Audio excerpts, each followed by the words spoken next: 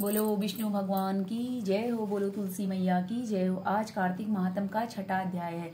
नारद जी ने कहा, जब 2 घड़ी रात शेष रह जाए तब तिल, कुश, अक्षत, चंदन आदि से ले शुद्ध होकर जलाशय पर जावे। नहर की अपेक्षा नदी में स्नान करने से 10 गुना फल मिलता है और नदी की अपेक्षा संगम पर स्नान करने से 10 गुना फल मिलता है और तीर्थ पर स्नान करने से इससे दूना फल मिलता है। स्नान से पहले भगवान का ध्यान करके स्नानार्थ संकल्प करें, फिर तीर्थ में उपस्थित देवताओं को क्रमशः अर्घ्य, पीछे आचमन आदि देवें। अर्घ्य मंत्र यह है, हे कमलनाथ आपको नमस्कार है, हे जलसाही भगवान आपको नमस्कार है, हे ऋषिकेश आपको प्रणाम है। मेरे दिए हुए अर्घ्य को आप ग्रहण करें। वैकुंठ, प्रयाग तथा बद्रिकारण में जहाँ कहीं भगवान विष्णु गए वहां उन्होंने 3 प्रकार से अपना पैर रखा था। वहां पर ऋषि, वेद, यज्ञों के सहित समस्त देवता मेरी रक्षा करते रहे। हे जनार्दन, हे दामोदर, हे देवेश, आपको प्रसन्न करने के लिए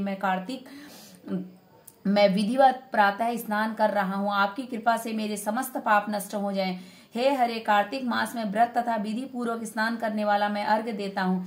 आप राधिका सहित ग्रहण करें। हे कृष्ण, हे प्रबल, राक्षसों का नाश करने वाले भगवान, हे पापनाशक, कार्तिक मास में नित्य प्रति के त्याग द्वारा दिए हुए मेरे इस अर्घ्य द्वारा कार्तिक स्नान का व्रत करने वाला भागीरथ है। विष्णु, शंकर तथा सूर्य का ध्यान करके जल में प्रवेश करें और नाभि प्रयत्न जल में खड़ा हो विधि पूर्वक स्नान करें। गृहस्थी तिल और आंवले का चूर्ण लगाकर विधवा स्त्री व जति तुलसी की जड़ की मिट्टी लगा के स्नान करे। सप्तमी, अमावस्या, नवमी, त्रयोदशी, द्वितीया, दशमी आदि तिथियों को आंवला तथा तिल से स्नान नहीं करना चाहिए।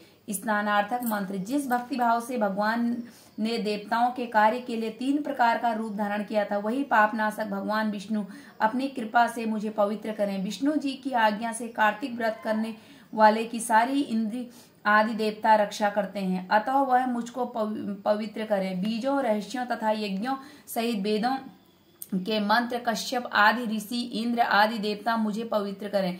गंगा आदि सभी नदियां, संपूर्ण तीर्थ, 7 समुद्र और समस्त जलाशय मुझको पवित्र करें। अदिति आदि सभी नारियां, यज्ञ, सिद्धि, सर्प, सब औषधियां, तीनों लोक के प्रवर्तक मुझे पवित्र करें। इन मंत्रों को कहकर स्नान करने के पश्चात व्रती हाथ में पवित्री धारण करके देवता, ऋषि, मनुष्य तथा पितरों का विधिवत तर्पण कराते समय जितने भी तिल तर्पण में रहते हैं उनसे वर्ष प्रयत्न व्रती के पितृगण स्वर्ग में वास करते हैं। तत्पश्चात व्रत करने वाला जल से निकलकर शुद्ध वस्त्र पहने और प्रातः काल के सभी कृत्यों से निवृत्त होकर पुनः भगवान विष्णु का पूजन करें।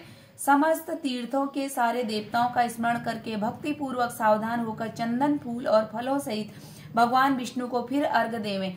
अर्घ्य मंत्र का अर्थ यह है, पवित्र कार्तिक मास में मैंने स्नान किया। हे विष्णु, राधा के साथ आप मेरे दिए अर्घ्य को ग्रहण करें। तत्पश्चात चंदन, फूल और तांबूल